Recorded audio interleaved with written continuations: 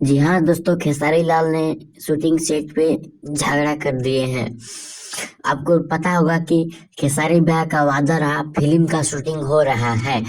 अब उसी बीच क्या तन मन हुआ, क्या खेसारी भैया बोल रहे हैं, आगे चल के हम वीडियो को पूरा आवाज के साथ, वॉइस रिकॉर्डिंग के साथ सुनाएंगे।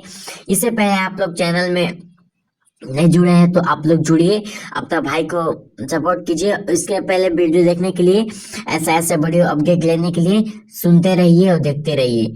चलिए वीडियो अब सुनाते हैं हम कि क्या खेसारी भैया क्या नहीं बोले हैं, से आप वॉइस रिकॉर्डिंग के साथ सुनिए आप लोग।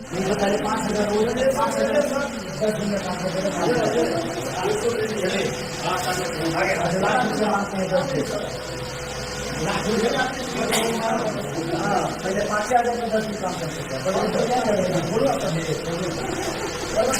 ओके 5,000 काम नहीं कर देते, मेरे ही सीखना में आए थे। एक आदमी बहुत ज्यादा बोलने लगा है।